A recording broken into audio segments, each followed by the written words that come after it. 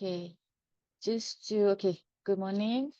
Very good morning to everyone. I'm Kalai from Training Art by IK. I would like to welcome all of you to our webinar session. Our brand is Training Art by IK, also known as TA. We are the training provider in the industry for the past 16 years. For those who didn't know about us, we have the purpose to help individuals to realize their potential and help organizations reach new heights. We find joy and pride in what we do, and we believe that training should never be boring. Everyone has the potential to be extraordinary, and we can help by providing exciting ways for people to learn, grow, and discover new perspectives in everyday life. Thank you for choosing TA's training to enhance your learning journey today. Before we start further, can I please check if you all can hear me loud and clear? Please type number 1 in the chat box or say hello. Just want to check if my voice is good. Yeah, hi. Thank you. Thank you. Thank you for your response. Thank you. Okay, let me just proceed. Okay, today's title is Sexual Harassment Awareness at the Workplace. Yeah, it's a very important title now. Okay, I'll just give, okay, this title here is to provide guidelines on the establishment of in-house mechanism to prevent sexual harassment. And we have our, very pioneer trainer in the industry, Puan Amirah. Yeah, Puan Amirah she has over 34 years of experience in auditing and human resources in Malaysia. Transitioning from the public sector to private HR roles, she shares her expertise in HR practices and problem solving in Malaysia and Brunei. With a background in auditing, she excels in attention to detail and fostering positive relationships. Puan Amirah holds Bachelor in Social Science, Economics from University Science Malaysia, a certificate in Personal Management from MIHRM, a certificate and diploma in Public Relations from IPRM, and Masters in Human Resource Management and Industrial Relations from University of Newcastle, Australia. Her training sessions are engaging, balanced, and impactful using real life examples and activities. She values respect and motivation in training, leading successful negotiations and legal cases. Notable clients include Bank Negara Malaysia, Petronas, and Telekom Malaysia. Yeah, please use this opportunity to, you know, to get as much knowledge as you can, as she's the most experienced trainer in the market. Yeah, I really hope you all will understand and gain as much experience from her. Yeah, and how are you, Panamira? Good morning. Good morning, Kalai. Thank you very much. I feel Thank good and I'm excited to meet all the participants who have signed up for the session. And I hope it'll be an interactive session. Thanks, Kalai. Yeah, thank you, ma'am. Say hello to Panamira. Panamira, is there anything else that you want me to add on if I missed out any important points? No, it's just that during the session, if you have any questions, it'll be good if they can unmute and ask the questions so that all participants can hear their questions and I can give the answer at one go. But if you feel you don't want to do that, then feel free to put it in the chat box and one of the training art people will read it out and we'll share. But I really encourage coming out of your unmute button and asking the questions. Yeah. Thanks, Kalai. Sure, ma'am. Sure. Thank you so much. So, I'll read out some ground rules as well. And Puan Amira has her own rules, ground rules. So appreciate if you all can unmute yourself and ask the question directly. Yeah. Okay. So for now, please mute your mic to enhance the training effectiveness. Only unmute when needed. Yeah. And please get ready to switch on your video camera at the end of the session for our group photo. And we will have a short tea break, not tea break, a toilet break for 5 minutes at 11:15. Okay, at 11:15 a.m. And please give some emojis and show your presence in the chat box so that the class is more livelier. Yeah, okay. And just to let you know, Ponamira is so generous enough. She will be sharing her slides after the training session. And also we will be uploading this recording in our YouTube channel. So please rest assured, just concentrate on the training and listen to her experience, and everything will be shared to you later. Please give us a 1 week time for us to process everything, and we will come back to you via email. Yeah, thank you so much. Without further ado, let me pass the floor to Puan Amirah. Thank you, Puan Amirah. The session is yours. Okay, thank you very much, Kalai. Good morning and welcome, everybody. Without further ado, I'll share my slides with you so that we can together commence the session. All right, thank you very much. I'll share the screen now.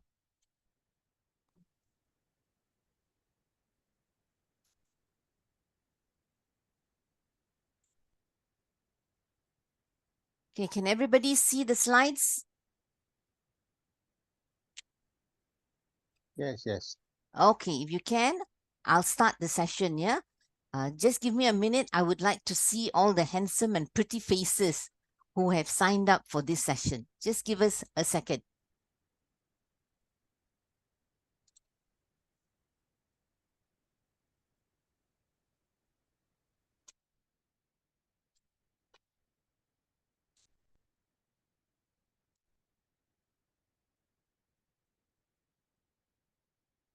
Okay, thank you very much.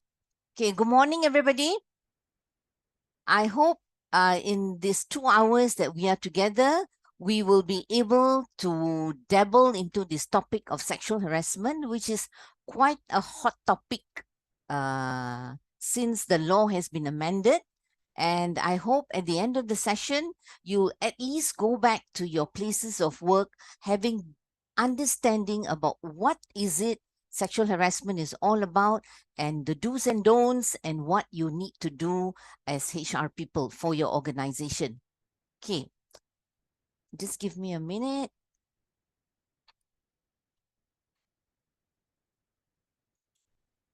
Okay, this is a poster. Now, talking about posters, I hope from 1st January 2023, your organizations have actually put up posters in your notice boards or in public places within your organization to say stop to sexual harassment. And you have also created some awareness among your employees on what the do's and don'ts are, and also about what they can do if they are victims of sexual harassment.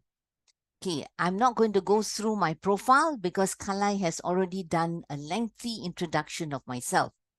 Okay, before we go into the session, let's relax and do this short activity first.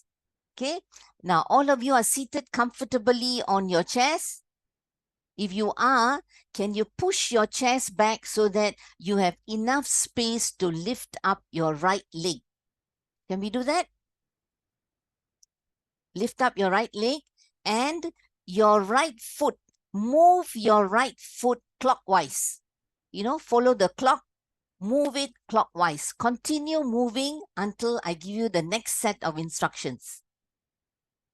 Are you doing it? Okay.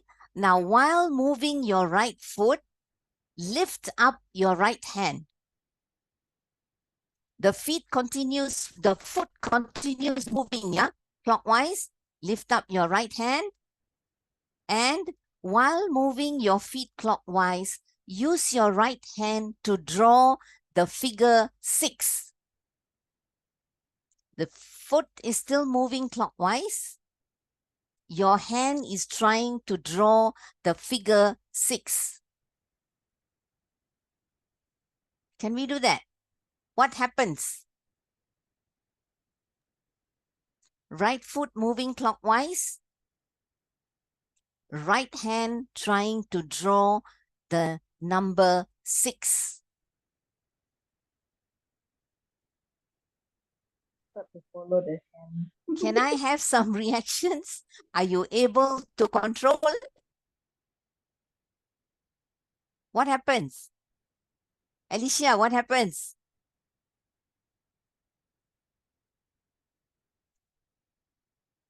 Nisa, apa jadi? Cannot.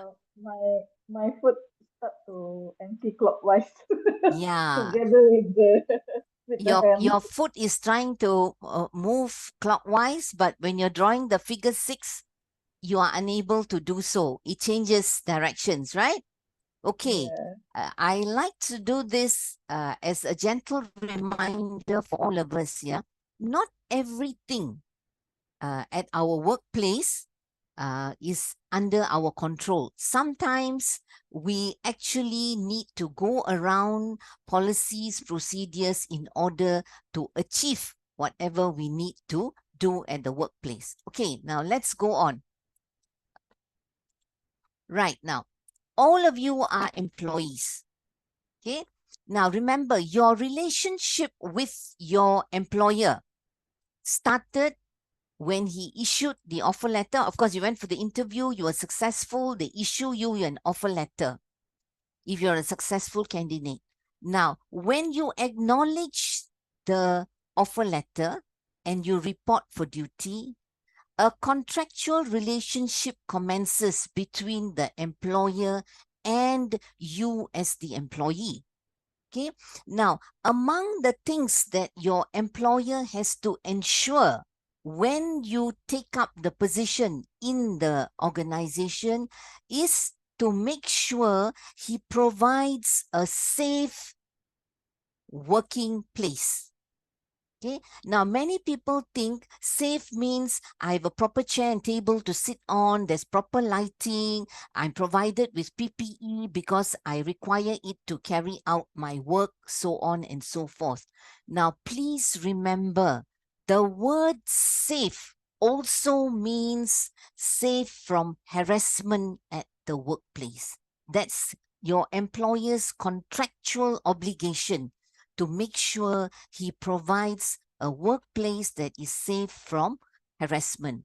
Now, when you talk about harassment at the workplace, there are actually 5 that we always touch on. That is victimization, which is can take place.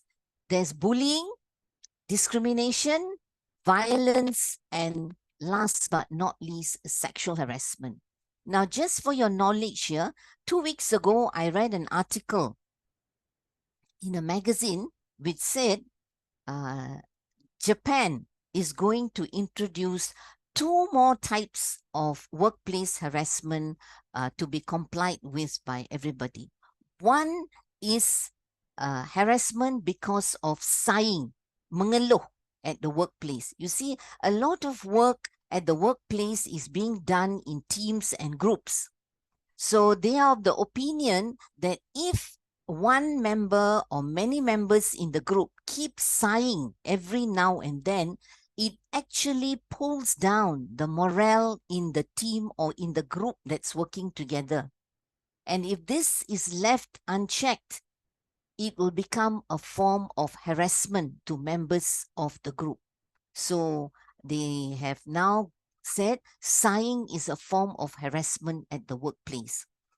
The second new type of harassment that Japan is going to introduce is odor harassment. You see, some people or some persons have got very strong body odor. That impacts the colleagues who work with you. It could also be odor from overpowering perfumes that you use, which makes your other colleagues uncomfortable. It could also come from the types of food that you bring and consume in the pantry that impacts the environment. So Japan will, in time to come, shortly, introduce these 2 forms of harassment in their workplace. But as far as we are concerned, we will just treat victimization, bullying, discrimination, violence, and sexual harassment as the forms of harassment at our workplace. Now, our focus for this session is sexual harassment. Now, when you say sexual harassment, the first thing we have to understand is what is the definition of sexual harassment. Now, sexual harassment was introduced as a chapter in the Employment Act 1955 on the 1st of April 2024. prior to that, although there were cases of sexual harassment at the workplace, we didn't have enforcement powers. All they had was a code of conduct to prevent and eradicate sexual harassment at the workplace. It was introduced on the 1st of March 1999. Now, because it was only a code, it did not have enforcement powers, and cases continued to rise. So eventually, the Ministry of Human Resource decided to introduce amendments to the Employment Act and included a whole chapter into the Employment Act. It started off in Section 2 by defining what is sexual harassment. So if you look at the Employment Act, the definition of sexual harassment is it's an unwanted conduct. It's not something you say, it's okay, carry on, you do it, I welcome it. No, it's an unwelcome conduct, and it can take many forms. It can be verbal, it can be non-verbal, it can be visual, gestural, or it can be physical harassment. Okay, now it is always directed to an individual person or a group of persons, and the recipient, that means the victims of harassment, feel that the act is offensive, or they feel humiliated that this is happening in the workplace. All right, or it can actually be a threat if it is repeatedly done during the course of your work, or if it is happening outside the workplace. So let's get the definition clear. It is an unwanted conduct directed towards an individual person or a group of people. Okay. Now, how does this sexual harassment take place at your place of work or outside your place of work? Okay, just look at the picture for a little while. You have a stick man in blue, you have a stick lady in red. Now, these individuals are the employees. Okay, so the employees are surrounded at the workplace by the bosses or the seniors. You have your co-workers, and you have strangers, that is people outside the organization that you deal with in the course of your work.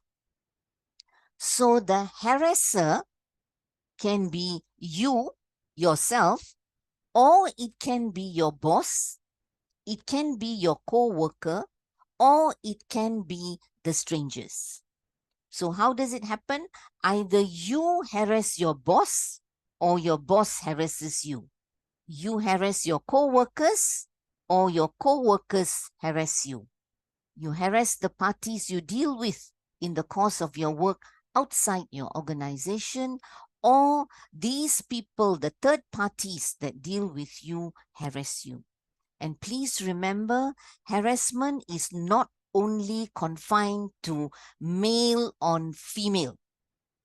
Harassment can be male harassing a female harassing a male, it can be a male harassing a male, or it can be a female harassing a female.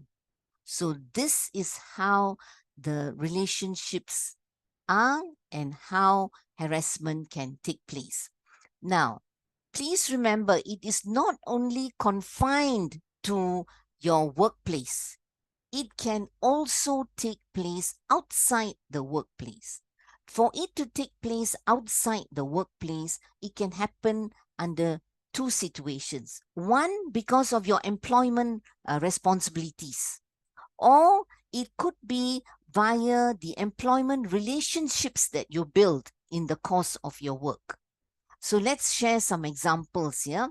It could be you need to attend social functions at a client's premise because of the nature of your position that you hold in your organization.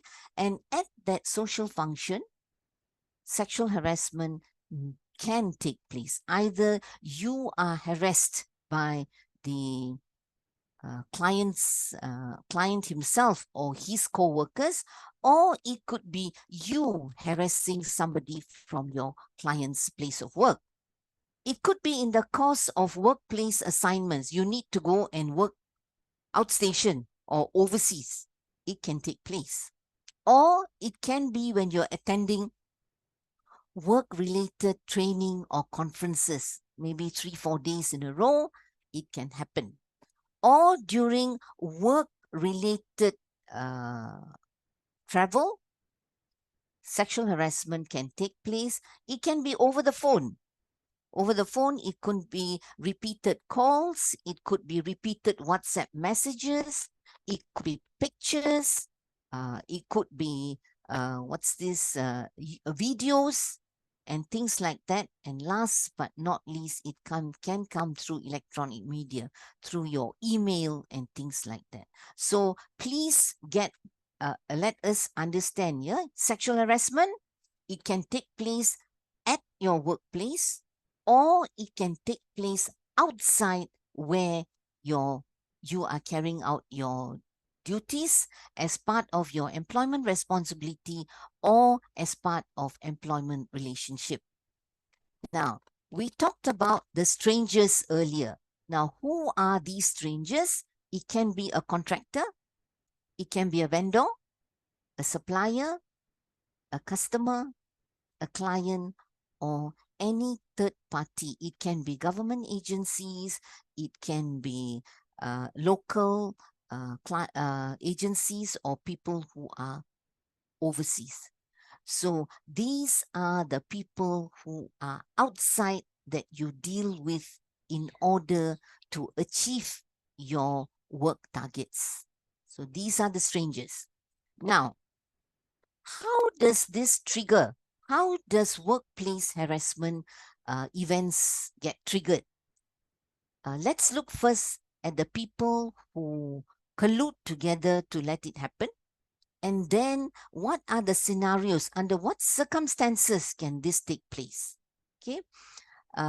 It can be individuals. It can be your employer himself. It can be the worker himself or herself. It can be your co-workers who trigger off the harassment.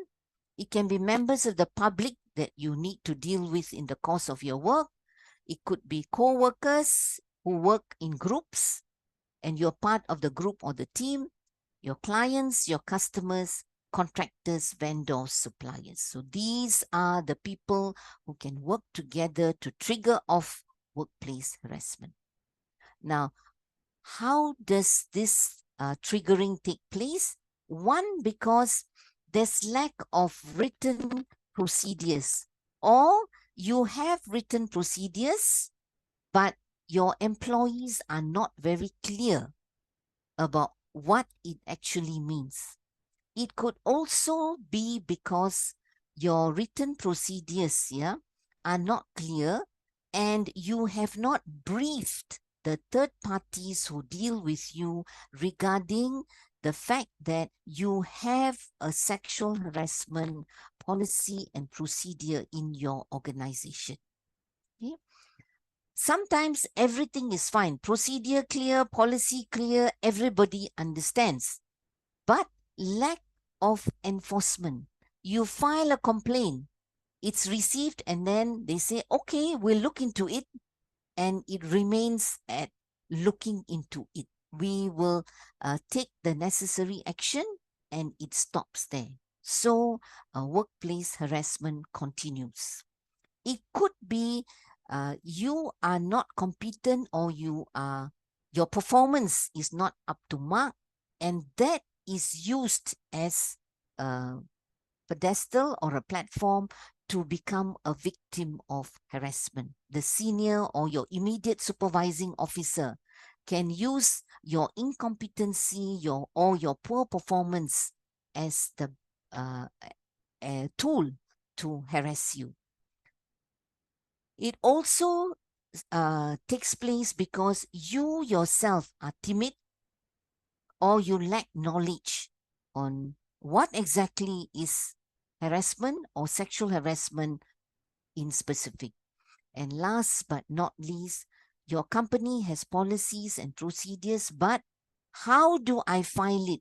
Who do I complete my grievance form and send it to. How do I follow up? You lack these kind of steps clearly known to your people. So this is how it happens. Talking about scenarios here, I just want to share something that happened to me and my 4 female colleagues when we first reported for duty. At that time, the word sexual harassment or harassment was unknown. 15 of us reported for duty, 10 males, 5 females. Okay, and we had to undergo some training before we could actually be put into the groups to start our work. So we had this very senior gentleman to teach us our work. So 15 of us in a classroom, and he is the trainer teaching us how to go about doing our job. Now, he had this habit of putting his right hand or his left hand on his crotch when he is carrying out the training, especially in front of the 5 of us females. We were uncomfortable. We didn't know what to do. We didn't know where to look. But of course, we didn't know at that time that was sexual harassment. Only subsequently, when we all started reading about it much later, we joined work in the midst of the 70s. We only knew, hey, what he did was sexual harassment in the late 90s. So ignorance also contributes to sexual harassment perpetuating at the place of work. Yeah. Now, we've talked about sexual harassment in great length. Now, let us see how many types of sexual harassment are there at the workplace. If you look at written literature, if you look at materials that are available, sexual harassment, there are 2 types of sexual harassment. One is called quid pro quo, meaning I give you this, or if you agree to do this for me, then I will reward you with whatever is due to you. It simply means that an employee's position advancement, that means your promotion, or your increment, or your bonus, is dependent on you agreeing to unwelcome sexual advances, and normally this is made by your immediate superior or somebody at a higher level. So it's like, if you agree to this, then I agree to give you this. So this is quid pro quo harassment. So I've shared here an example. I'll quickly summarize the example here. Let's say, for example, Miss A, she works in a large company selling computers. She's done very well in her career. She's got promotions, and she's also always highly looked upon by the bosses and the colleagues. So, you know, as just like you all, every year there's a time in the year, whether mid-year, end year, or beginning of the year, when appraisals have to be done. So her boss told Miss A, it is that time of the year, and the boss says, let's go out for dinner, and then we'll see what happens. Miss A, although she was excited, but because she already has somebody that she's dating, she decided to decline the invitation of her boss. The following week, the boss makes the same request again to her, and he says, I cannot take no for an answer. And now he adds on to his request. He says, let's go for dinner. And then he says, you come to my house and give me a massage, and then I will ensure that you get a good bonus. But Miss A declines. And when the letters announcing the bonus payment issued, she looks at her letter and she's quite disappointed. She gets a smaller bonus compared to her other colleagues, And the boss here sniggers and tells her, "You're a good employee. However, your attitude is the problem." What he means is he did not recommend for a good big bonus compared to the others because she declined his offer to go out for dinner and then go to his house and give him a massage. So this is quid pro quo. I share also with you some examples, yeah? Superior demands sexual favors in exchange for promotion or increment. Ataupun because you were engaged in a romantic relationship with people in authority in your organization, subsequently the relationship didn't work out or you decided to break up. The superior takes offense to it and decides to institute disciplinary action against you. That's quid pro quo assessment. And last but not least, when the superior repeatedly makes requests for you to go out for meals or on dates with the superior, you decline it and the superior punishes you by changing your KPIs to unreasonable limits, and when you cannot perform, keeps labeling you as somebody who has got poor performance issues. Okay, so this is quid pro quo. Now, before I go on, are there any questions this far? Anybody? Any questions or clarifications at this point in time?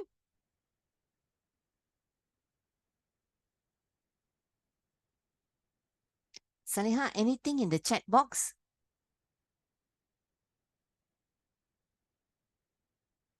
So far, very clear. Thank you. Okay, thank you very much. So let's go on. Yeah. The second type of workplace harassment, sexual harassment is hostile work environment.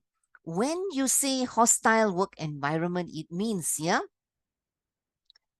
the workplace, they know that there's a lot of conduct, whether verbal, non-verbal, physical, so on and so forth, which is sexual in nature. The people in the environment are aware, the seniors, the bosses and all, but however, they do not stop it. So this continues and the victims of sexual harassment feel that this is impacting their work performance. The way the sexual harassment is conducted here, it becomes intimidating, menakutkan, or it's aggressive, hostile, and offensive. And besides the verbal harassment that goes on, the jokes and things like that, there is also use of posters, explicit sexual jokes, and then they pinch, they fondle, and they assault the victims. So this actually makes the work environment extremely hostile for the victim. Share an example here with you. Let's say Miss A works in a large company selling computers, and let's say she is the only female in that unit or department. Okay, she's surrounded by male colleagues, and her boss is Mr. B. They keep passing around or sharing pornographic materials. She's not keen on that. She's upset, and she tells Mr. B, her boss, she does not think this is the right thing to do. But what happens is Mr. B just tells her, it's a small matter. We are all adults and it's something common. Just take it easy. Right? And when he says this, he says, Mr. B, the boss tells it very loudly. So it falls in the ears of all her co-workers. So as a retaliation, the next morning when she comes to work, she finds nude pictures of females on her computer. All right. So this makes her feel not only threatened, but also violated. So other examples of hostile work environment are all your excessive, explicit sexual jokes or teasing. Secondly, it can be your colleagues passing comments regarding body parts of a male or a female. Then they keep talking about their sex lives openly in the office, which makes whether single persons or married people uncomfortable. Then they make suggestive remarks or they share demeaning posters, cartoons and things like that. And or they could be leerings and staring at co-workers when they are walking or when they are eating and things like that. And then touching in the form of brushing. Every time your colleague, whether male or female, passes by, they brush against your body, or when they pass by, they pat you either on your shoulder, your face, your neck, your breasts, or your waist. They hug you all of a sudden without giving you any indication, or they keep pinching you on your cheeks, your butt, and things like that.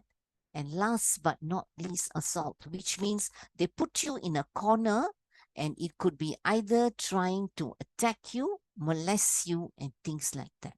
So these are all hostile behavior in the workplace and is referred to as hostile environment behavior at the workplace. So this is the second type of harassment at the workplace. Okay, talking about hostile work environment, yeah, I'll share with you an example that one of my participants shared because she was a victim of hostile work environment. Okay, she works in a unit where she's the only female, surrounded by male colleagues, and the boss is a newly promoted executive. The boss is also single. All her other co-workers, the males, are married. So there's two single persons, she and her superior. So when he reported for duty, he was introduced to everybody and he had a chit chat with all of them regarding their JD, regarding what they have achieved, their KPIs and things like that. So it was okay for a couple of days. Then one morning when she came into work, there was a note on her table. She opened the note and she found that the note was written by the newly promoted executive. Okay, let's call him Mr. John. So Mr. John told her, I like you and I would like for us to have a more than colleague or co-worker relationship. So I would appreciate it if you agree to go out for dinner and we can talk further. She read the note, folded it, and just kept it aside because she was already going steady with somebody. So no response. Okay. 2 weeks later, the same note was rewritten and placed on her table. Again, she read it, she put it aside. Now, the second time when she read and there was no response, I think Mr. John was expecting something of a response from her, either a yes or no or some explanation, but nothing was forthcoming. Mr. John took offense to what this lady did. So what he did was, first step, he decided to excommunicate her, meaning anything that he wanted to convey to this participant, let's call her Miss A, he would do it through one of her colleagues. He will not deal directly with her. That was the first thing that he did. And subsequently, he will call for meetings with the co-workers when she is away from the office visiting clients, or she's away on her medical appointment, or she goes on annual leave. And what is discussed at the meetings, the minutes are not shared with her. So she doesn't know if there were changes, there were new procedures introduced, she's totally unaware. So she continues doing as she has been doing all the while, and she receives memos from Mr. John for not complying with procedures that have been introduced. So she's like baffled. Nobody told me there's any changes. Okay, so but she decided to keep quiet. Then what happened was, because she is not complying with new things that have been introduced, she is unable to achieve his expectations. So she keeps getting emails saying that she's not in compliance, she is not performing, and that she is insubordinate because does not follow instructions that are given. So this was going on for some time, and it started taking a toll on Miss A. So she found that, she's so stressed up. She had to go to the clinics often because she had issues with insomnia. Her blood pressure was not stable, and she kept getting rashes. So she kept going on medical leave off and on. And of course, she was unable to achieve the KPIs for the quarter. So he issued a memo to her to say that if she doesn't improve, she's going to be put on the PIP. All right, so she was pretty upset because she didn't know what is it that she didn't do.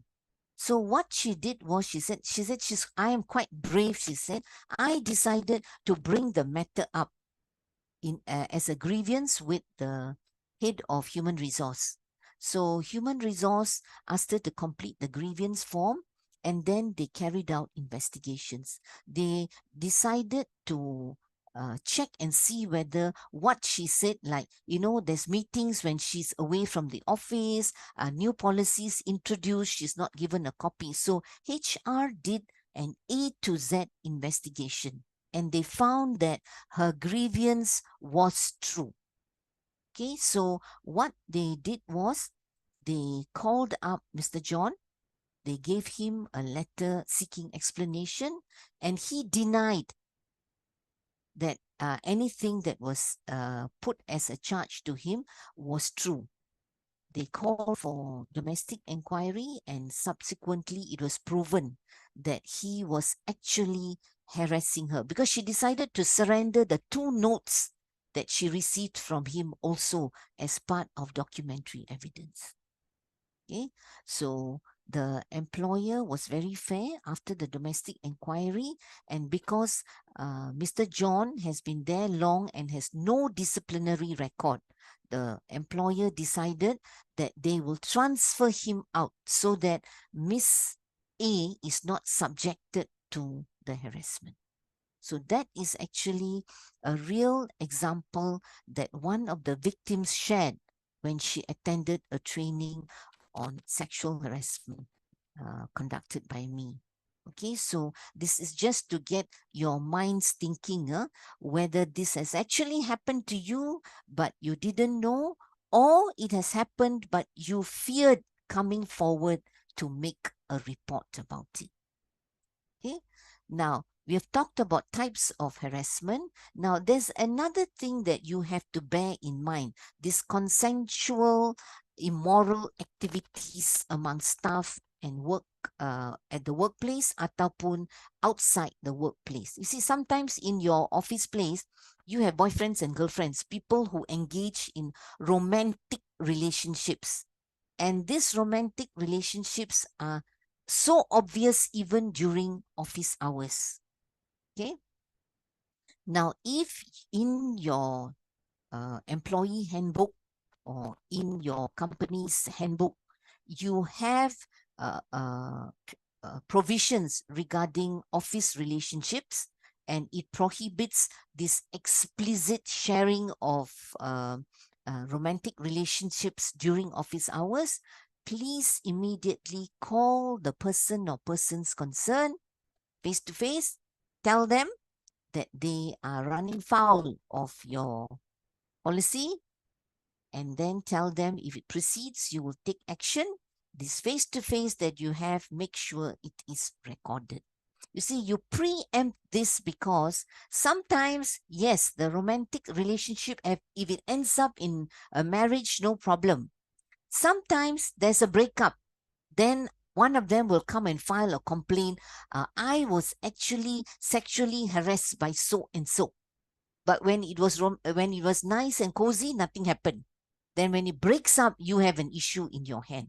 So nip it in the bud when you see it, this romantic relationship. Of course, you don't have to interfere, but you tell them they are running foul of office relationships that is specifically made known in your employee handbook or your company handbook. Okay. Now, engagement with third party, meaning people outside your office that you deal with in the course of your work. Now, if it comes to your knowledge, also intervene, because you do not want people to report that your employee is harassing them, ataupun you don't want your employee to come and tell you, look, I am a victim of harassment. You have to remember, these kinds of misconduct are major misconducts. Okay?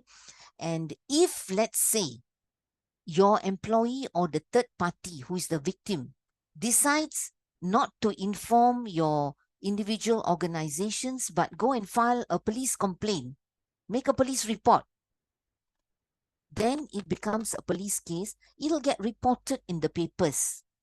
And in the course of it, the names of the companies will come out. And this will cause actually a lot of problems to your reputation, your image, and things like that.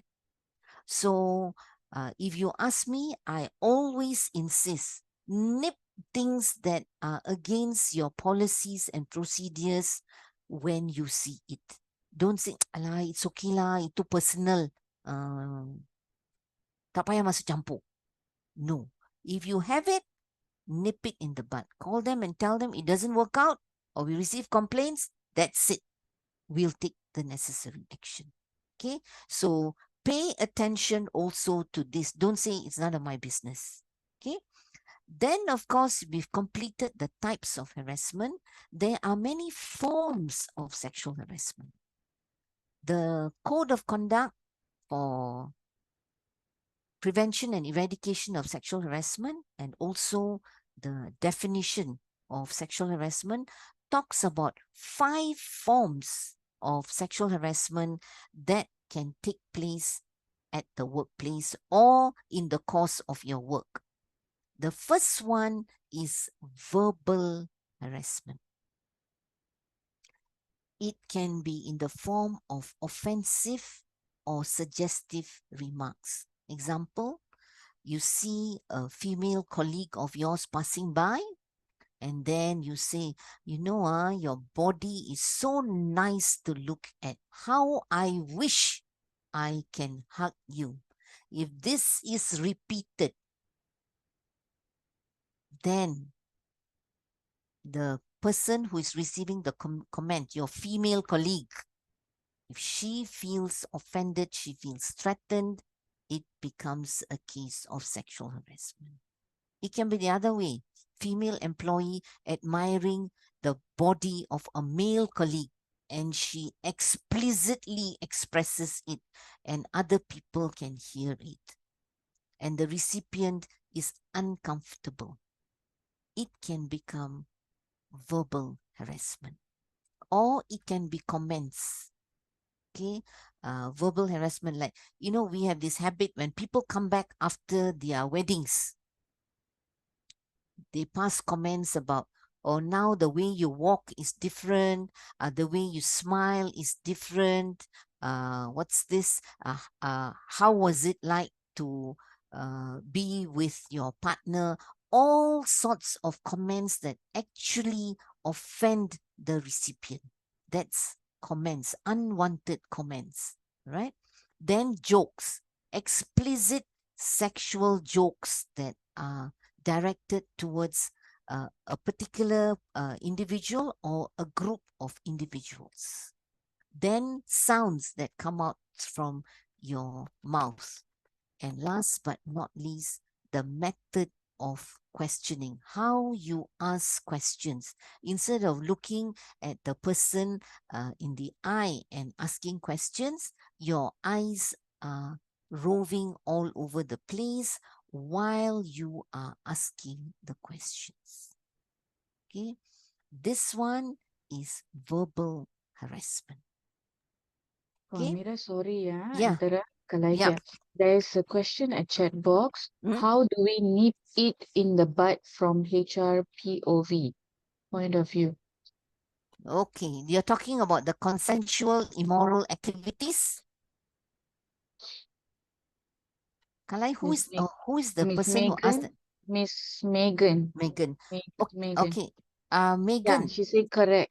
All right. Correct. Now, do you in your company handbook or employee handbook, sorry, do you have a provision for office relationships? If you do have, it must be incorporated there. If you don't have, then you need to incorporate it. So you have a cause to interfere. If you see romantic relationships that are going beyond what should be in the office. So the minute you see it or somebody reports it, HR has to call both parties, point out to them the provision in your handbook or your terms and conditions or whatever is your express term, and tell them that they are in violation of that particular provision. And tell them if they do not take stock, you will initiate the necessary action. Megan, have I answered your question? Yes, you have answered my question. Thank you. Okay, you're most welcome, Megan. Okay, so that's verbal harassment. Then is non-verbal or gestural harassment. This one can be use of hands, fingers, your facial expressions to harass a co-worker or a group of people that you work with. It starts with ogling. That means you look, like I have a colleague who always says, please don't look that way. It's like as if you're undressing me. Okay, so that is an example of ogling. Look like you are undressing. Ataupun you stare at a particular part of the body. Okay, that's ogling. Then licking of the lips. Every time this individual passes by or you see them, you keep licking your lips in a very suggestive manner. Then, of course, the way you hold or you eat food. Example, the way you peel. Let's say you want to harass a particular person. When you see that person, you are very provocative in the way. Let's say you're eating a banana. The way you peel it, the way you bite it, and you look at that person or group of persons when you are eating, for example, the banana, or you're eating ice cream. All right, so that is provocatively, so the other person feels extremely uncomfortable in your expressive, overly expressive manner in which you eat your food. Okay, hand and finger signals that actually denote sexual activity. And last but not least, persistent flirting, meaning every time you pass by, you touch, you orang kata you rubber or you gesel, you just slide past the person, but there's body contact, and you do it persistently.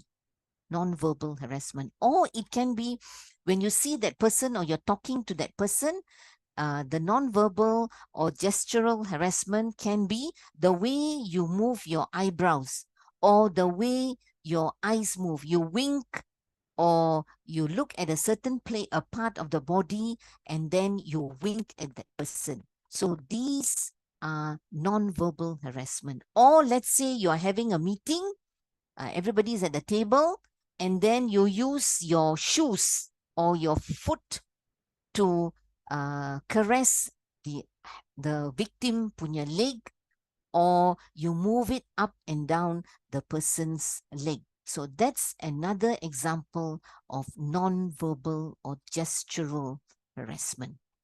Okay, I'm very sorry. When you talk about this topic, you have to be explicit. I cannot have this on kata any sort of like filtering. In order to understand, I have to be explicit, and I hope none of you take offense to it. Yeah. Now, next one is visual harassment. Visual, of course, everybody knows it's in the form of either pictures, it can be in the form of drawings, it can be sexual exposure. You unbutton ke, you unzip ke, things like that. And then, of course, if you are good at writing, you write sex-based letters. That is visual harassment. Okay, and if the person receiving it collects it all and decides to file a complaint, it is very, very easy to prove it when you want to do your investigation and you want to conduct your domestic inquiry to punish the harasser. That's visual harassment. Okay. Then psychological harassment. Now, psychological harassment is physical intimacy. You see, when you talk to somebody, whether male or female, we all have a social distance at which we are comfortable when we are talking. Okay? Some people go too close. So the person that you are talking to feels uncomfortable. All right? Or when they're talking to you, they keep touching you. They keep putting their hand on the shoulder. Or they hold you on your waist. Okay? This is physical intimacy that impacts you psychologically. The second one is repeated proposals for dates. Every time you see the victim, okay, so when are we going? When are we going to have a meal? When are we going for a drink? Hey, there's a good movie in town. Let's go. I'll buy the ticket. Just tell me when.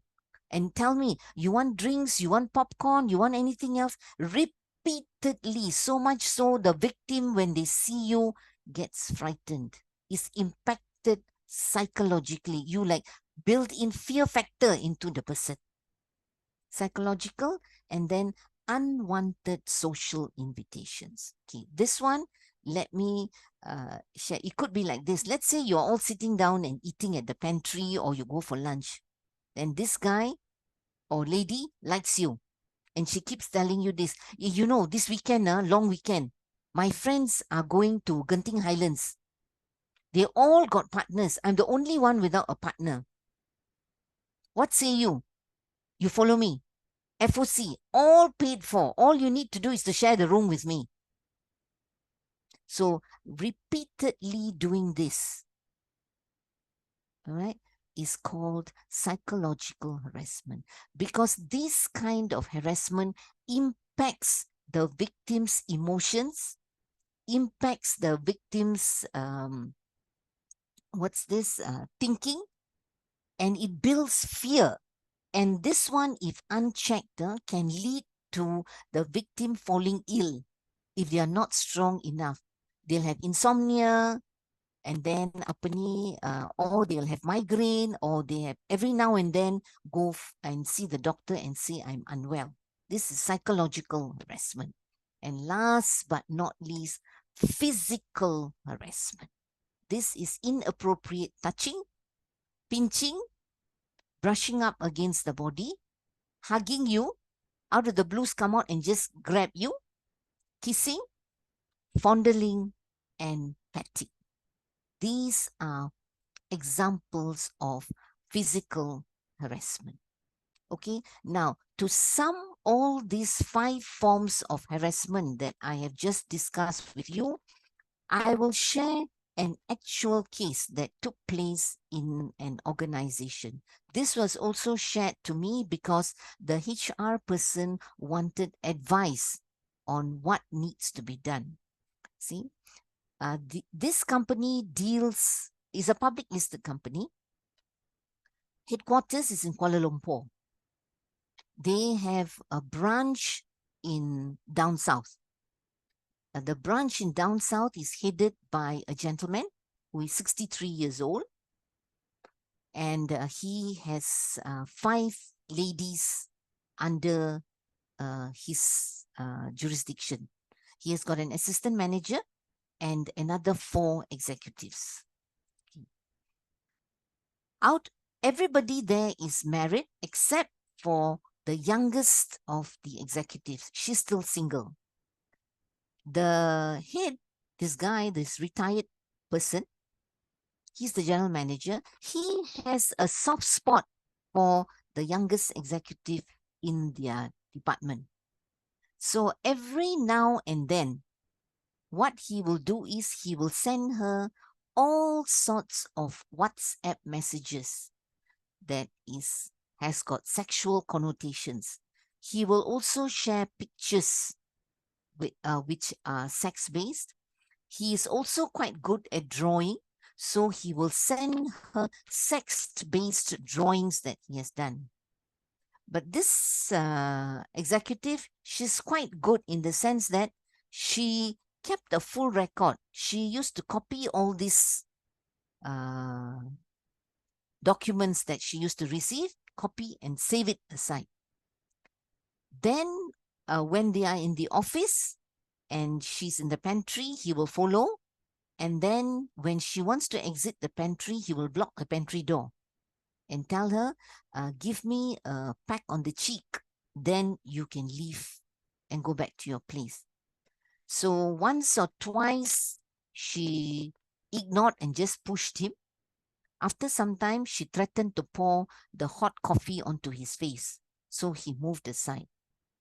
So this was going on for some time, and she couldn't take it anymore. But this girl was good in the sense that she had it all documented, the date, the time, the place it happened, and what happened. Then she decided to file a complaint to her assistant manager because she reports to her. She said, look, I'm a victim of harassment. This is the documentary evidence. Now, kindly tell the head, if he's going to proceed and not stop, I'm going to take the matter up with HQ. So the assistant manager received her complaint and then brought it up to the head and told him that, look, if this persists, she's going to take the matter up with headquarters. The head just laughed and told the assistant manager, it's just a joke. We are all adults. So let's not get excited and worked up about it. I don't mean anything. So the assistant manager insistently told the head, look, I think she's serious, so please be forewarned. So then she put a note and said, what was the date? She brought the matter up, what was discussed, what was the reaction. And she told the executive, I have already brought it up and told the head, you are uncomfortable regarding the matter. So, okay. But he still continued what he was doing. The last thing that broke the camel's back was she was going to get married. So she gave everybody in the unit a wedding card, including the head of department. When he received the wedding card, that evening, he sent her a WhatsApp message in which he said he will pay her R1 million if she agrees to spend one night with him before her wedding.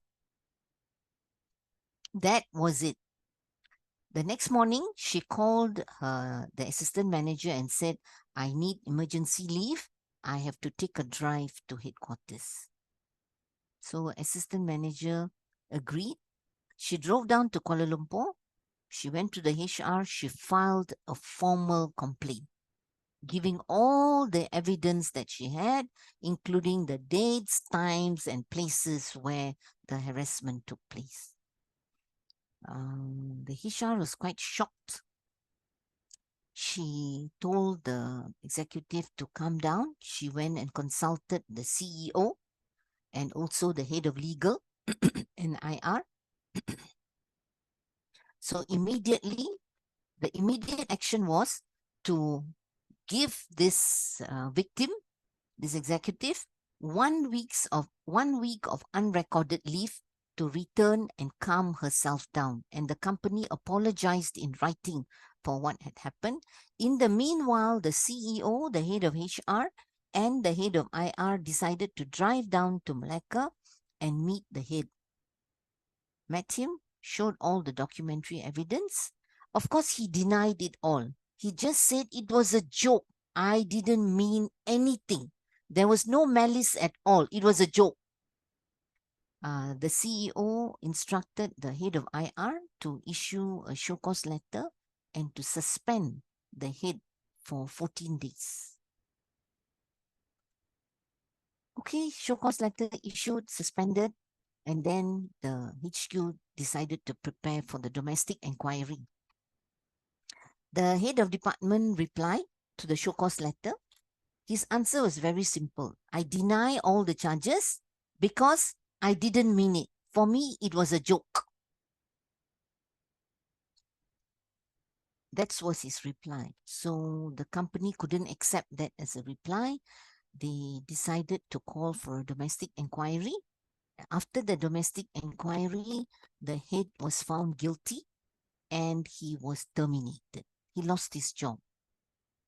And it ended there. He didn't go any further. He didn't go and file a complaint of unfair dismissal or anything, and the case ended there. All right. And then the company did a series of in-house trainings to create awareness among all its employees and also to highlight the seriousness of sexual harassment at the workplace. So the head of HR said after that, the HODs and heads of department and people holding supervisory positions became more aware and became more careful about the way they were dealing with each other. And whenever they found or they witnessed crossing of lines, they immediately intervene, call up the persons and tell them, look, you're crossing the lines, beware, action can be taken, and it includes dismissing you from your position. So that was how they arrested the issue. Okay, so that is a real life case sharing with you guys. Okay, so just take into consideration what is playful, which the harasser thinks is nothing, can actually lead to your workplace becoming unsafe. Now, before I give you your break at 11:15, let me just quickly run through more examples or forms of behavior that that denote sexual harassment. Yeah, one could be a male supervisor suggesting to a male employee under his jurisdiction, saying that, what's this? If you sleep with me, you can keep your job. Meaning your confirmation is dependent on you sleeping with me. So remember earlier on, I told you sexual harassment can be male on female, female on male, male on male, female on female. So in this case, it's a male supervisor using quid pro quo harassment on the employee working with him. The second one, second example that I've shared here is when a sales executive passes very demeaning comments, sexual comments about a female customer, not to the customer, but to his colleague. So the colleague listening to it is upset that this guy can actually use this kind of language to a female. The third one could be a secretary who has all male co-workers who regularly share explicit sexual jokes. That's verbal harassment. Okay. Kemudian, employees yang regularly post explicit sexual pictures, either in the group WhatsApp ke, or in the WhatsApps of individual co-workers ke, that's form of sexual harassment. Kemudian, if you have a trainee or an intern at your place of work, please remember, it doesn't mean because they are trainee or intern, you can victimize them. All right? They also can complain. If they don't want to complain to you, they can complain to their university or college, or that means they will take it up with your company, or they can go to the police and file a complaint. Then it becomes a criminal case. So please do not think you can do whatever you want to a trainee or an intern at your workplace. Okay? This one, it happened in TV3 a couple of years ago when they had an intern from UiTM. She was doing broadcasting. So she was there to do internship for 6 months. And when she came, it was a day before they were going to do the production of the 𝐍𝐴𝐵𝐴 show in Alustar. So she was asked to follow the team, and she went on a Friday. They came back on a Sunday. Everything was fine. And when she was coming back, they were all provided with allocated transport. And when she was coming back, she was in the van. Just her seat was just behind the driver's seat, and her the person who sat next to her was the producer of the 𝐍𝐴𝐵𝐴 program. When they started moving, he turned his body and decided to lie down on the intern's lap. So she vehemently protested. She told him, "Get your body off my lap. I don't like it." You know what he did? He just looked at her and said, "I'm very tired. I need to rest." He refused to get up. So the witness was the driver and the other passengers in the van. This continued until they reached Sungai Perak for a break. And when the journey continued, he repeated what he did again, and she protested again. He decided to ignore. They arrived at TV3 at about after 7 on that Sunday. First thing on Monday morning, this intern decided to file a complaint of sexual harassment against the producer of the 𝐍𝐴𝐵𝐴 program. And of course, TV3 immediately decided to investigate, and they found, of course, it is so easy because there's so many witnesses to collaborate what happened. They suspended the producer, issued show cause letter. He replied, he denied. He says, "I didn't mean anything. I was very tired, so I decided to lie down on her lap." TV3 did domestic inquiry. They dismissed him. He decided to file a complaint of unfair dismissal. The matter went to the industrial court. Industrial court listened to both parties, and the chairman of the industrial court agreed with the decision of TV3 to dismiss him. That's in that case, the chairman highlighted whether the person is a permanent employee, a trainee, or an intern. TV3 has to ensure that the workplace is safe for the intern or the trainee. Yeah, so do not think that alamak, dia trainee or intern, it's okay. They are not part of our organization. So if anybody has any intentions, please put a break and go start. Don't try it. Yeah, and the last one is calling names. Baby, sayang, honey, sexy, sweetheart. Please refrain from using these words. The word sayang is prohibited from use in government departments. In 2023, the Ketua Setiausaha Negara, the Chief Secretary to the government, issued a circular to say the use of the word sayang is prohibited in all government departments. So, if you like to use the word sayang, think 10 kali. There are people who take offense, they can file a complaint of sexual harassment. All right. Now, before I give you a 5-minute break to take a sip of coffee, water, or your toilet break, any questions? Ma'am, there's a question at chat box. Okay, please. Woo Yu Hang, when the victim do documentations of the events of harassment, do you mean by simply writing it down in notes? Yes, you keep a set of your notes. It can be in a diary. It could be, what's this, in your logbook. As long as you keep a record, the date, the time, the place, what happened. That becomes documentary evidence that you produce when you are filing your claim of sexual harassment. Another thing some people do is they also confide. They have a written record.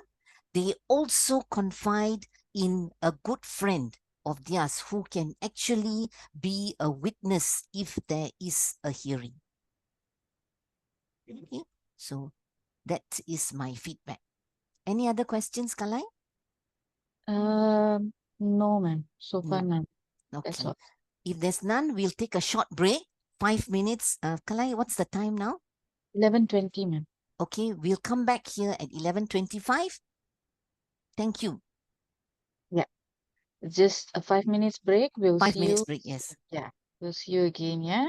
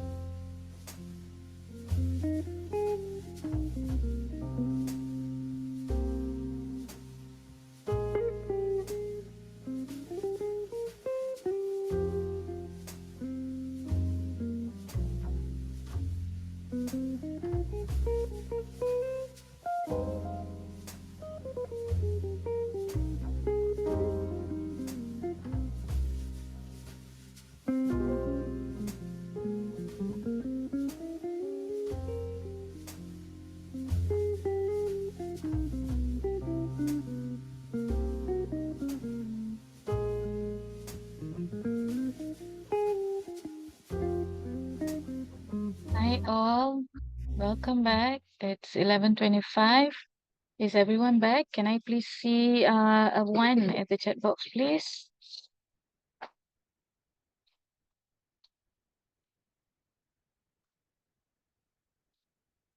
Okay, so we are back. Yeah, for Amirah, the floor is yours. Thank you, Kalai.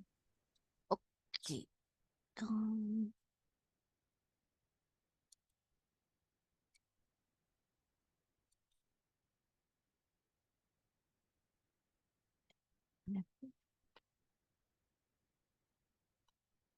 just give me a minute.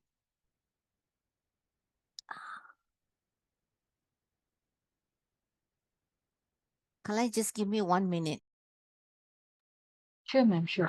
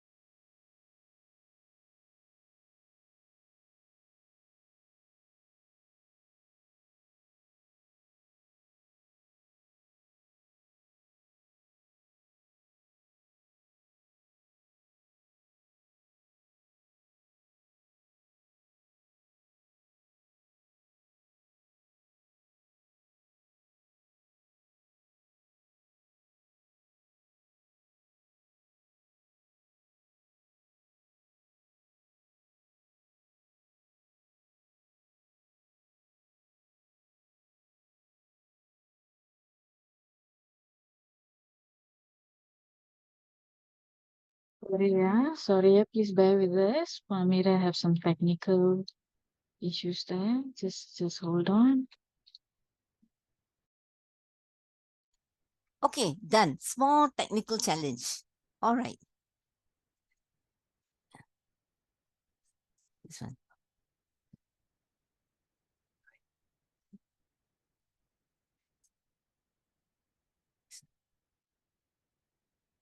Okay, sorry. Now, let's go on, yeah? To see what next we need to do when you have your challenge of sexual harassment at the workplace. Okay.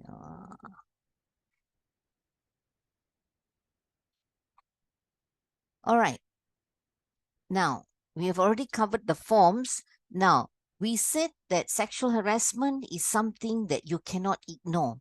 Now, employers, you have to bear that if you allow sexual harassment to perpetuate, meaning your employees file complaints, you take your time to investigate the matter and initiate action. You have to remember, victims of sexual harassment, the impact will have 6 effects on your organization. The first thing that will impact your organization will be a decrease in productivity. The victim that's harassed will not be able to give you peak performance because they are in fear. They are frightened because the workplace is not safe. It will impact their health. So they will not be able to achieve the same level of productivity prior to becoming a victim. That's one effect of sexual harassment if left unchecked. The second one is victims of sexual harassment, their self-esteem, their self-confidence will take a dip. You'll find that many victims who were previously extroverts, happy, go-getters, suddenly they will become people who are low, people who sort of like touch and go, who are not so active and things like that. So low self-esteem, no more oomph in whatever they want to do. Then, of course, medical costs, because many of them will be seeking treatment, either for migraine, for insomnia. Some of them, if they're very stressed, one of the side effects of stress would be they break out into rashes. So your medical cost will go up.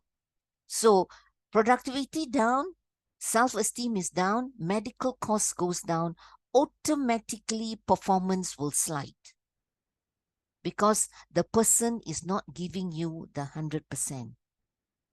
Then, of course, victims who cannot contain themselves, there'll be a lot of personal conflicts. They might suddenly become people who are rude because they are stressed, or they can be people who just couldn't be bothered, so they bring down the team punya productivity, or it could be they are not able to focus and give you the right things that you want at the right time.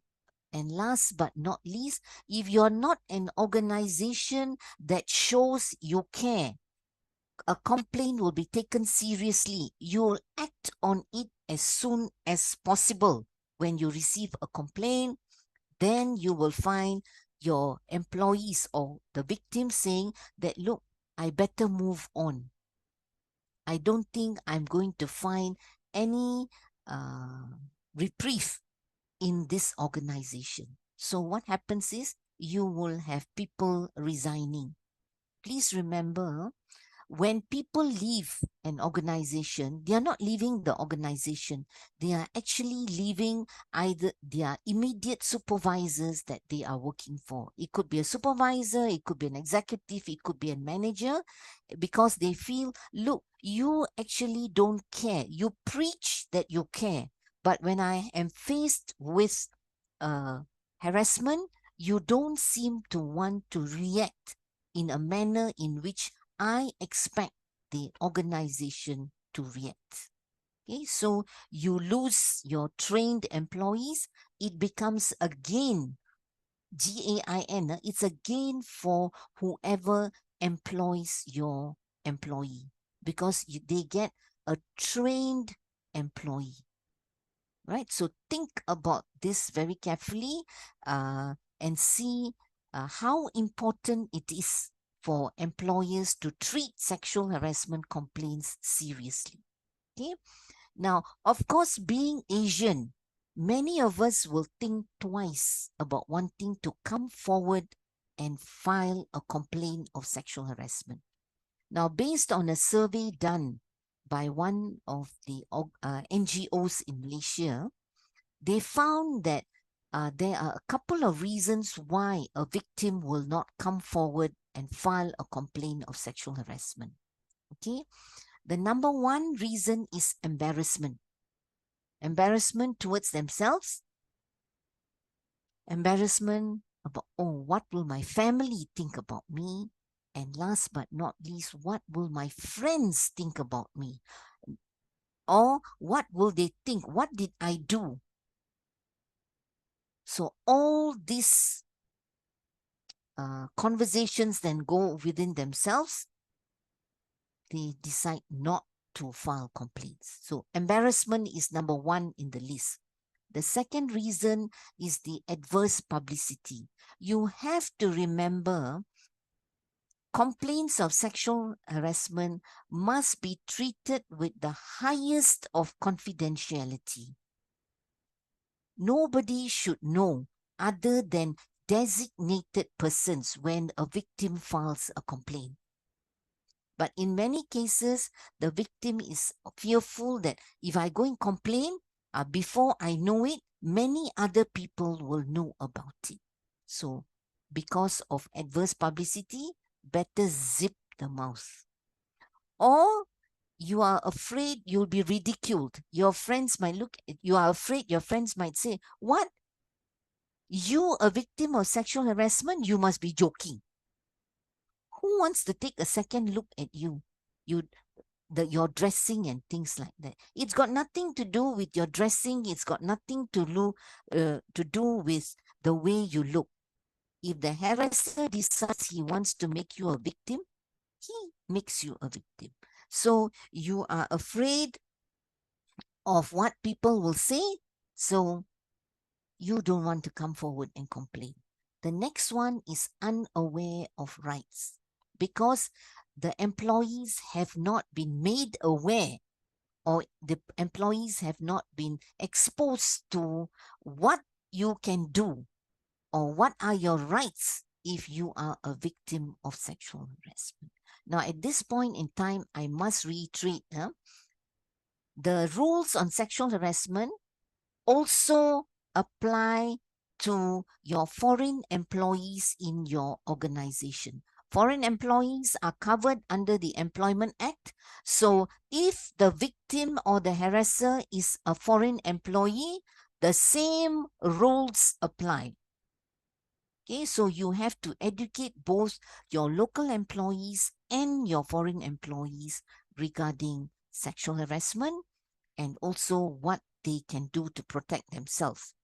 Then the next reason is retaliation. What if I report? The harasser is my immediate supervising officer. Sorry, let's say it's my supervisor or my executive. The company takes action, but it's inconclusive, and I have to work in the same department with the same person I complained about. You're afraid, what will he now do to me? Is he going to be hard on me? Is he going to be harsh on me? Retaliation holds you back. Okay? Then lack of confidence. You have all the notes.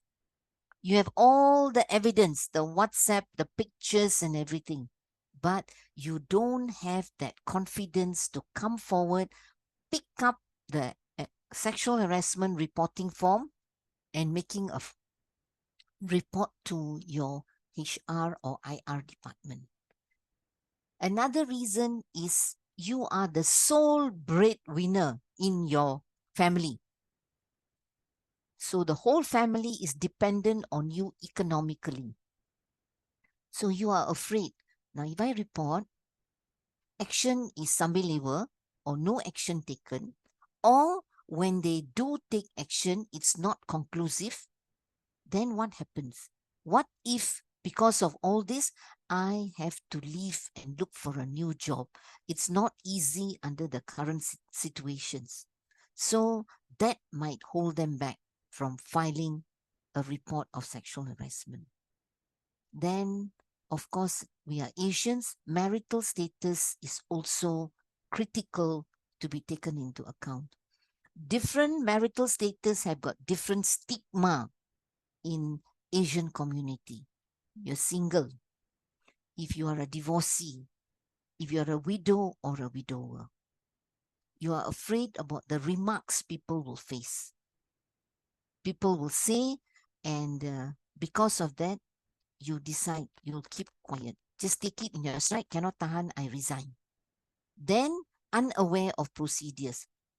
Ada policy, ada procedures, ada training, but the training is not clear. So people do not know, okay lah, this is sexual harassment. That day they told me if it's like this, then it is verbal harassment. After that, actually what am I supposed to do? Not sure of the procedures. Also holds the victim back from reporting. And last but not least, this is the saddest part. They think it's normal. So no need to report.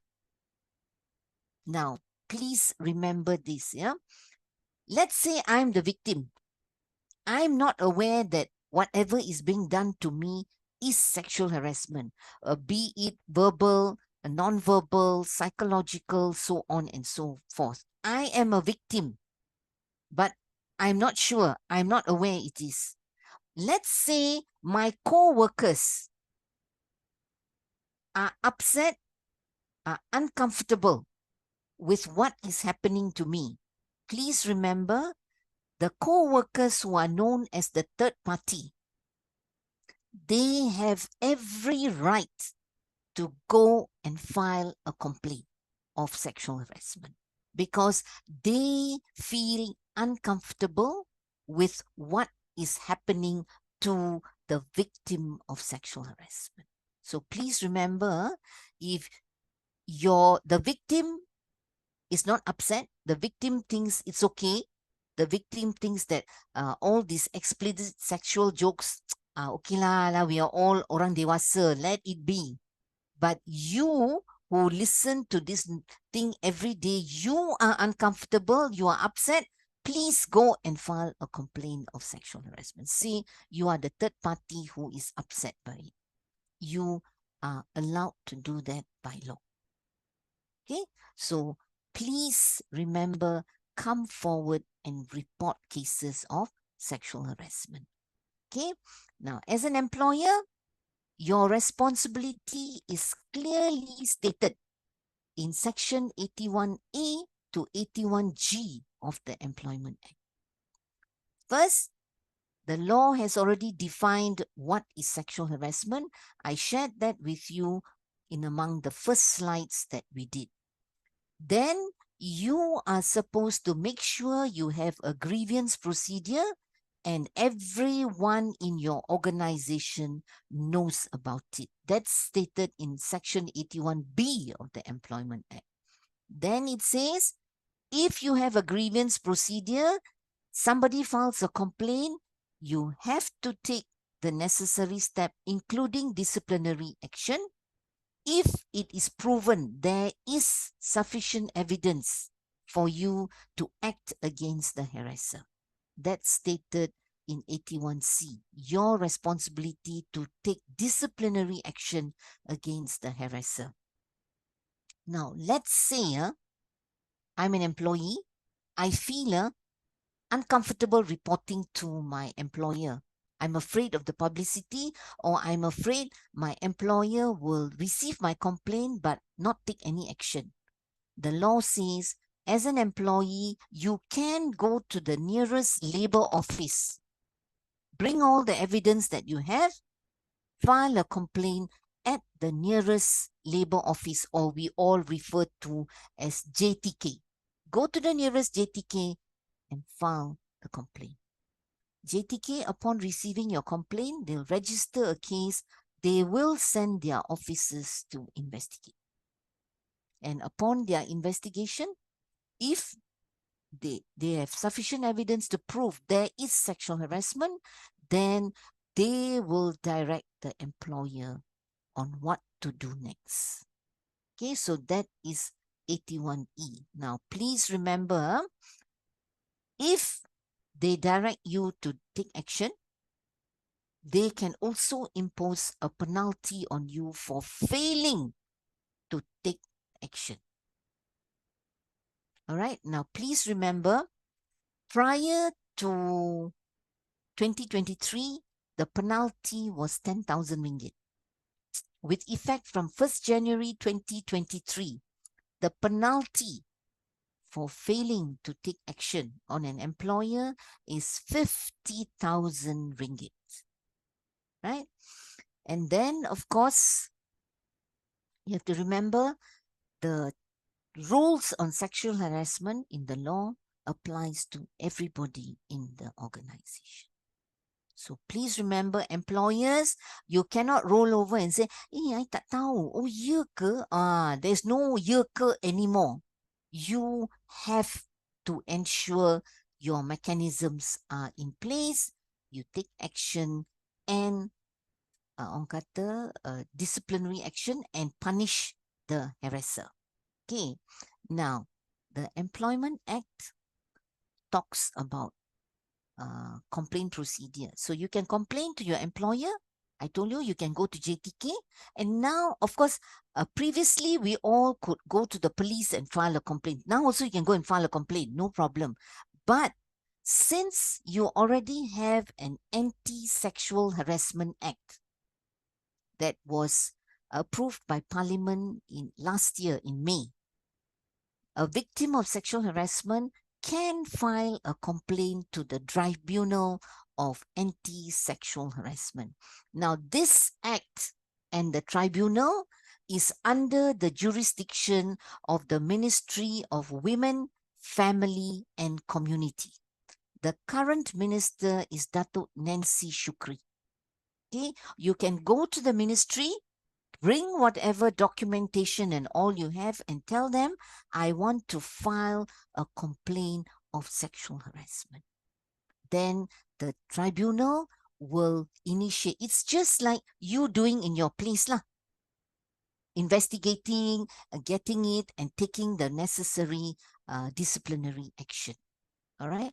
Like for example, in the Employment Act, if the JTK finds employer has failed, they can impose a penalty of 50,000 ringgit. But in the case of the tribunal, if you go and file a case, and let's say after doing the full investigation and the tribunal meets to carry out inverted commas and inquiry, the tribunal can also mete out punishment. If it is mild, the tribunal can say the harasser apologizes, gives a written apology to the victim. If it's slightly more severe, the tribunal can direct the harasser to issue a public apology to the victim. They can also impose penalty, nothing less than 250,000.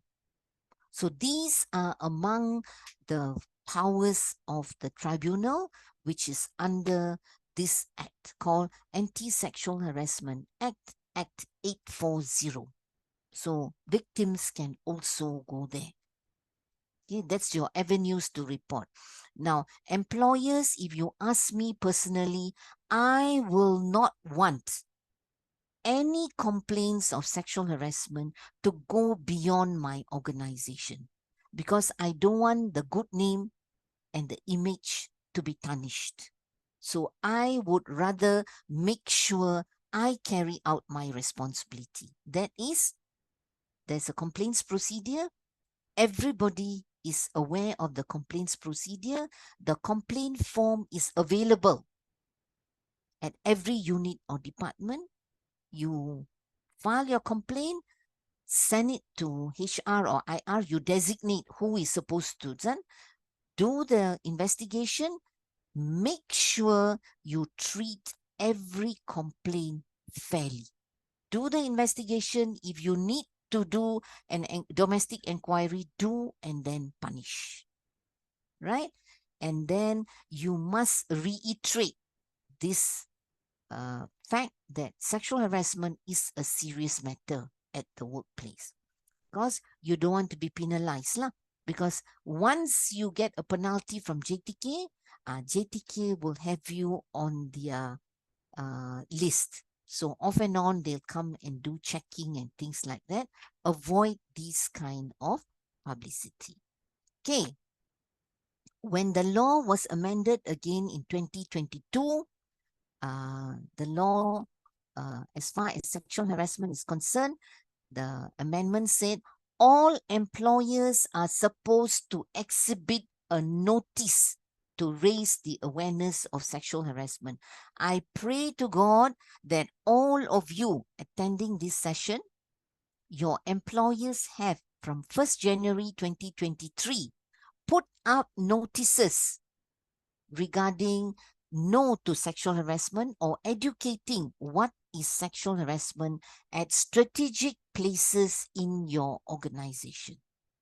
Because if you have not done so and JTK comes to visit, they can impose penalties on you. Make sure it's strategic, meaning your employees can see it clearly. Some employers I know where I have gone to teach the awareness, they have put it they've put it even in their canteen, and they show videos. So while the employees are eating, they can actually view the videos on sexual harassment. What is sexual harassment? So those of you who have not done so, quickly after this session, make sure you sit down and put up the notices at strategic places. Number 2, you also inform the third parties who deal with you, vendors, contractors, suppliers, and so forth. You have anti-sexual harassment policies, and these are the do's and the don'ts. And tell them that if they fail, then you can also initiate necessary action. Okay. Kemudian, now, how do you handle the complaints? First things first, every complaint is a serious matter. Address it as soon as possible. Now, when you receive a complaint of sexual harassment, make sure every complaint is a serious complaint. Investigate.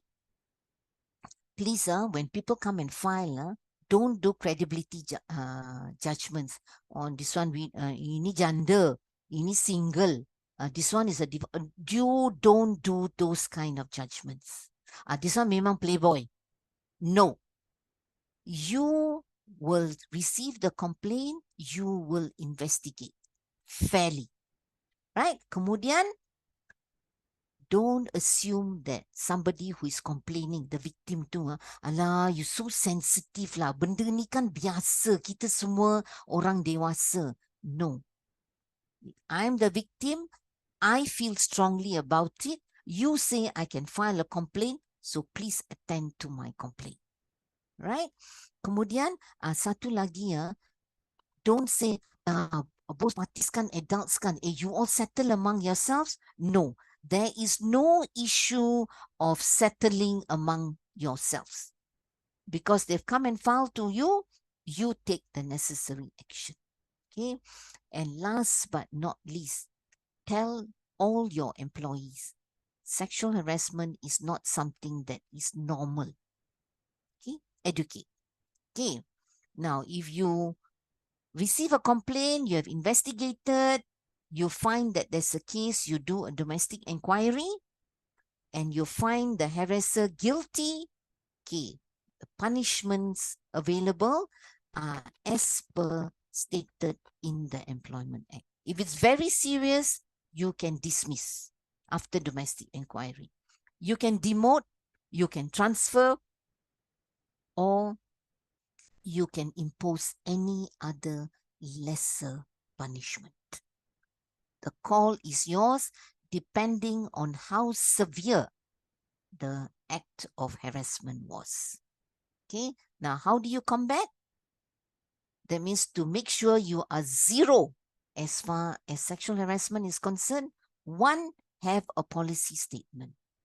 Now, when you have a policy statement and you want to make sure everybody takes it seriously, please make sure it is driven by the top.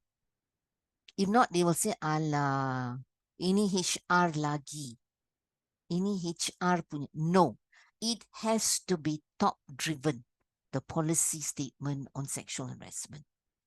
Number 2, give a clear definition. Define and then show it in pictorial form so that people have a clear understanding of what it is. Make sure your disciplinary rules are made known and show them that you are definitely serious about it. Ini cannot one go, one off. You have to continuously drive this awareness regarding sexual harassment. Then, of course, tell the victims, these are the things that you can do for them. You will protect them and you make sure you take remedial action. Kemudian have educational activities. Have newsletters in your morning meetings that you have. Highlight cases of sexual harassment, anything new that has been announced regarding sexual harassment, or if there's a video, share the video with your employees That's one way to educate.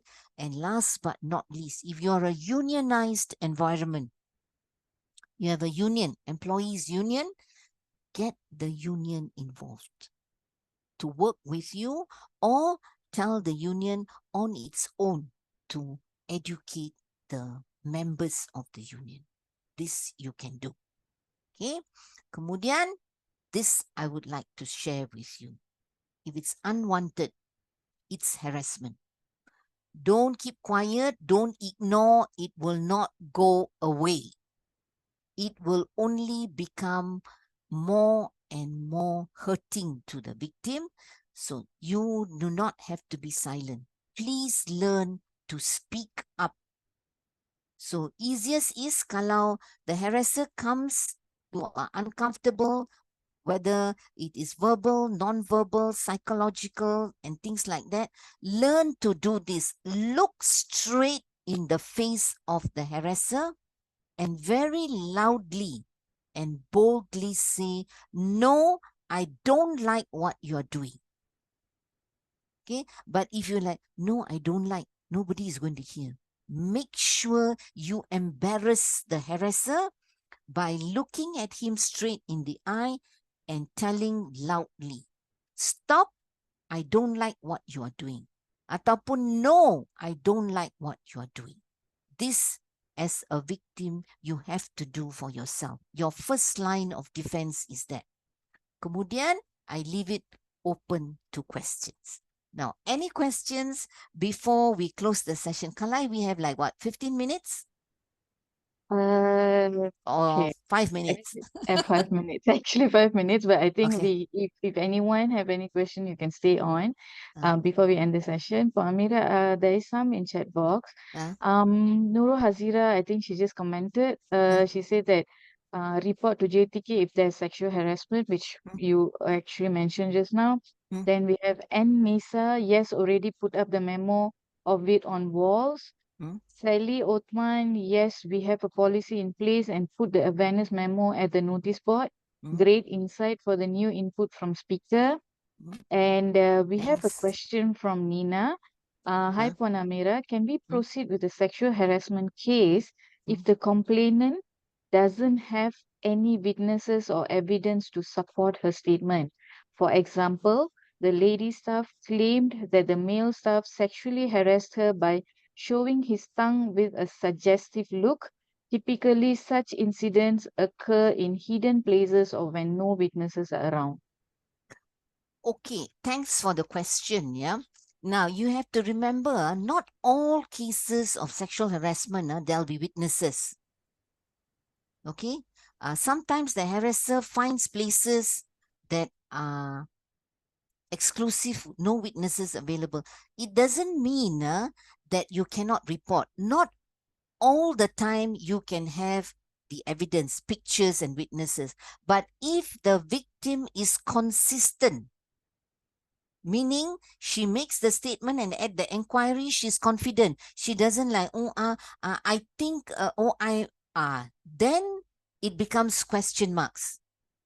Okay, but if she's confident, you can still take her statement and do the investigation. Not necessarily witnesses must be available. This is not like criminal cases. Criminal cases, witnesses, like for example, rape case, the victims have to prove. But in the case of sexual harassment, as long as it's collaborative, she's consistent, still carry out the investigation and the domestic inquiry. Refer to the decisions that the industrial court raised in the case of capital A, capital H, AH versus Cagamas, CAGAMAS, Cagamas Berhad. It's a 2021 case. The reference is 4 ILR 284. Okay, so in that they have extensively, the chairman actually has extensively explained that the absence of witness does not compromise your case of sexual harassment. And then he has also said, it doesn't mean if you report a case of sexual harassment after 6 months, 9 months, or even after a couple of years, it still stands. Because you have to remember, some people delay reporting because of the fear. They don't have the confidence. So they need time to compose themselves. So in this case, the chairman has said that a delay in making sexual harassment complaint does not render the claim invalid. It's in this particular case law. So if you have the chance, go into the Industrial Court punya website, click for Industrial Court Awards, key in the reference number, you can download the case law. Okay?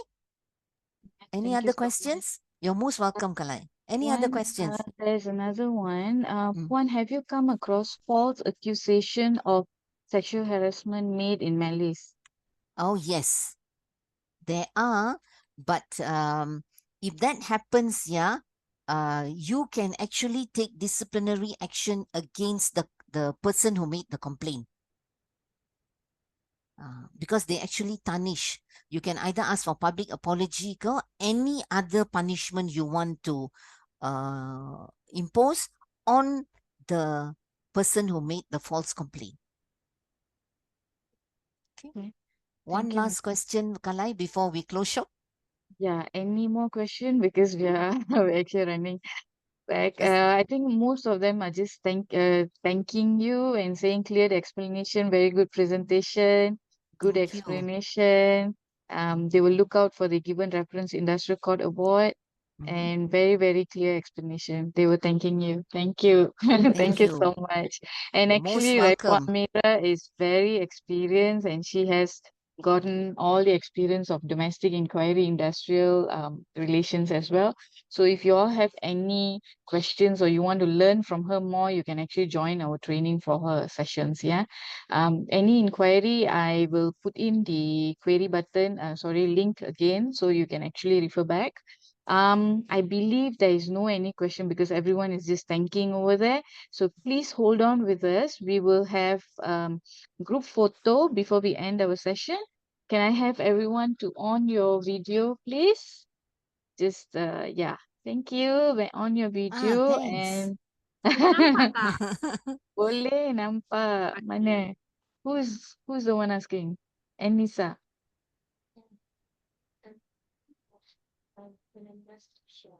Apa Amira, sorry, can Yes. you stop sharing for a while? Easier for us to take Okay, pictures. hold on, yeah. Yeah. Hold on. Okay. Okay. Let Okay, me anyone mute wants to? myself first. Yeah. Amira, the video is still on. Can you share? Sorry, stop sharing. Okay, yeah, there. Good. Okay, can we Fasila, can you take the cue? We take Okay. picture. Everyone's ready? Smile. 1, 2, 3. Okay. Wait, I save first. One more freestyle. 1, 2, 3. Okay. Done. Okay, Thank so you. cute, everyone. Okay, just a second, yeah, 1 second, just give us some time. Okay, let me just do my last notes. Thank you so much, Pon Amira. It was a wonderful sharing. I think everyone gains a lot of knowledge from you. And as shown in the Pleasure, Kal. screen, right? Uh, this is the list of upcoming webinars. Schedule aligned with National Training Week. So do register with us. Most of the sessions are actually filled up. We do have one session, this mastering emotional training, which is still available for you to fill up. This is actually a new AI technology. So I think it's very good for especially the HR to come and experience this training session, yeah, because it's actually about how the participants are having it's actually a AI tool where you analyze from their voice to identify their emotion states, their stress level. You can also identify their personalities, which can match into your job in, right, recruitment and everything. So it's actually a very, very good tool and very new in the market. Not new in the market as in like globally, but for Malaysia, it's still very, very new. So I think you all should come in and experience. Training is tomorrow, 10 a.m. to 12 p.m. Yeah, do register under NTW. We do have the poster with the meeting ID and passcodes there. Yeah. Okay. Pils, I will give you the inquiry form I have shared just now. We'll share again. If you have any inquiry, please fill out the inquiry form in the chat section and our crew will be happy to assist. And thank you once again for Amirah and everyone. Kindly be informed the recording, photo and slides will be given within 1 week. Yeah, please give us some time because we're having back-to-back session. So we need to go back to NTW to match your attendance and then complete the session. Then only you will get your certificate, and give us some time for us to give. We will email to you. Please check your emails within a week lah. You know, if you didn't get, please come back to us. We'll inform you. We have a contest. Yeah, we have a contest just to give us support. Yeah, give us support. Please follow and like our this poster. We'll have it under Facebook and Instagram. Please like and follow button under Training Art by IK, and find the contest poster. Drop a comment with the hashtags hashtag NTW 2024 with TA and hashtag follow and win. So 3 lucky followers will be chosen for an exciting spin and wheel lucky draw. So where you could win the stylish IK laptop bag. Yeah. Thank you so much. If you have any question, you can stay on. Then we'll try to answer your question. I think because times are running, and we're done. Thank you so much. Bye. Have a good day, everyone. Thank you. Everyone, bye.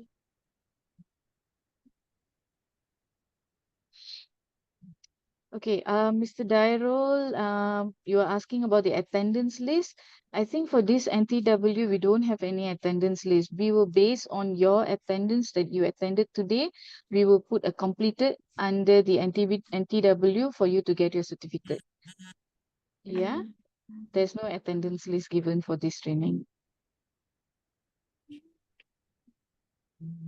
Ms. Mageshwari, I think I answered. No, Farahin, I think I answered about the attendance form. Yep. Thank you so much. Have a good day.